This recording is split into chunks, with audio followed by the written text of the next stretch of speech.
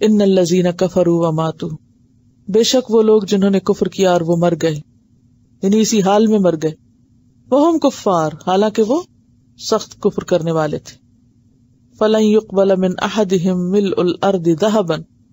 ان میں سے کسی ایک سے بھی زمین بھر سونا نہ لیا جائے گا، یعنی ان سے سونا نہ وصول کیا جائے گا خواہ وہ زمین بھر کے ہی فدیے میں دینا چاہیں، ولو افتدی بہ، اگرچہ وہ اس کو فدیے میں دینا چاہیں، اولئک لہم عذاب علیم، ایسے لوگوں کے لیے کیا ہے؟ دردناک عذاب ہے، وما لہم من ناصرین، اور ان کے لیے مددگاروں میں سے کوئی مددگار نہ ہوگا۔ تو اس سے کیا پتہ چلتا ہے کہ توبہ قبول نہیں ہوتی جب کسی کی موت کا وقت آ جاتا ہے یا کوئی مر جاتا ہے اس پر، مثلا ایک شخص توبہ کیے بغیر کفر پہ مر گیا تو کوئی اور اس کے لیے دعا بھی نہیں اب کر سکتا، یہ تو بات سب کو معلوم ہے نا کہ اگر کوئی حالت کفر میں مرے تو اس کے لیے دعا بھی نہیں کی جا سکتی، کیونکہ اب اس کی توبہ قبول ہی نہیں ہو سکتی۔ یہاں کیا کہا جا رہا ہے؟ بے شک وہ لوگ جنہوں نے کفر کیا اور وہ مر گئے اس حال میں کہ وہ کافر تھے، حالت کفر میں مرے، تو ان کی توبہ نہیں قبول کی جائے گی، خواہ اس توبہ کے لیے وہ اتنا سونا صدقے میں دیں، فدیے میں دیں، حالانکہ دنیا میں کیا تھوڑا سا بھی صدقہ کرے انسان تو اس کے گناہ معاف ہو جاتے ہیں، لیکن وہاں زمین بھر سونا بھی کوئی دے گا مرنے کے بعد، جب انجام سامنے آ جائے گا تو کسی کی توبہ قبول نہیں ہوگی، کیونکہ قرآن پاک میں واضح طور پر آتا ہے انما التوبۃ علی اللہ للذین یعملون السوء بجہالۃ، اللہ کے ذمہ توبہ انہی لوگوں کے لیے جو جہالت میں کوئی غلط کام کر لیتے ہیں، ثم یتوبون من قریب، پھر فوراً توبہ کرتے ہیں، قریب سے ہی توبہ کر لیتے ہیں، فاولئک یتوب اللہ علیہم، ایسے لوگوں پر اللہ مہربان ہوگا، وکان اللہ علیما حکیما، اور ہے اللہ علم والا، حکمت والا۔ پھر آپ دیکھیں کہ ایک اور آیت میں آتا ہے ان الذین کفروا لو ان لہم ما فی الارض جمیعا ومثلہ معہ، جن لوگوں نے کفر کیا اگر ان کے لیے وہ سب کچھ ہو جو زمین میں ہے، کیا کچھ زمین میں؟ سوچتے جائیے، جہاں جہاں تک ذہن جاتا ہے، جو فیکٹریاں، کارخانے، مال، متاع، ہر چیز، کسی ایک مال میں چلے جائیں، وہ سارا مال ذہن میں لے آئیں، اور پھر ایسے سارے مالز، ایک ایک مال کی چین، اور پھر ساری جیولری شاپس، جتنا دنیا میں سونا ہے، جو کچھ بھی ہے، سب کچھ اکٹھا کر لیں، جو کہ کسی کے بس کی بات بھی نہیں، لیکن وفر سے محال اکٹھا کر لے، اور کس لیے؟ تاکہ قیامت کے دن عذاب سے بچنے کے لیے وہ پیش کر سکے کہ یہ لے لیں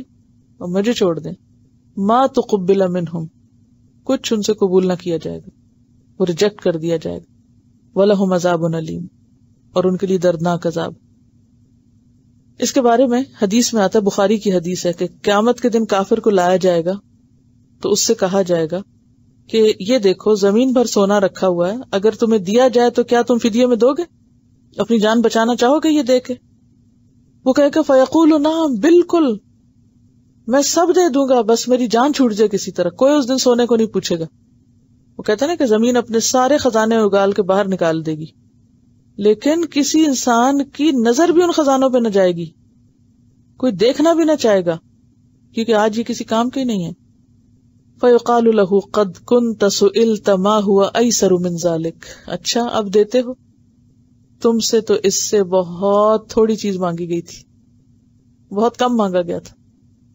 بہت آسان چیز کا مطالبہ کیا گیا تھا۔ کیا مطلب اس کا؟ ساری زندگی بھی انسان اگر مال خرچ کرتا رہے تو ہارڈلی کتنا ہوگا؟ اچھا چلیے سوچئے، آپ بچپن سے لے کے اب تک کیا کیا اللہ کے راستے میں دے چکے ہیں، گن سکتے ہیں آپ؟ کچھ بہت بڑی چیز نہیں، ہاں؟ آج کا یہ دیا تو بہت بڑا ہے، لیکن کل قیامت کو پوری زمین بھر کے بھی کوئی سونا دے تو وہ بھی قابل قبول نہیں۔ آج آپ دیکھیں انسان کس چیز کی خاطر اللہ کی بات ریجیکٹ کرتا ہے، اللہ کی نافرمانی کس کی خاطر کرتا ہے؟ اس دنیا کی خاطر نا، میں مال سمیٹ لوں، میں یہ سمیٹ لوں، دنیا کی ہرس، سمیٹنے کی ہرس، بڑھانے کی ہرس، بڑھا کے بڑھاتا جاتا ہے اور انسان اپنے فرائض سے غافل ہوتا چلا جاتا ہے۔ تو اب آپ خود سوچئے کہ اپنے فرائض سے غفلت اختیار کرنا محض دنیا کا مال و متاع سمیٹنے کے لیے اور اللہ کے دین کے لیے، عبادت کے لیے کچھ بھی وقت نہ نکالنا، کل قیامت کے دن انسان کہے گا میں نے ساری زندگی جو کمایا یا رب وہ لے لے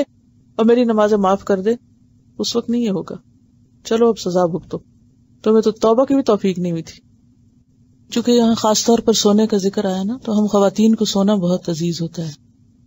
کسی قیمت پر بھی سونے سے دستبردار نہیں ہو سکتے. تو صرف ایک توجہ دلانے کی ضرورت ہے.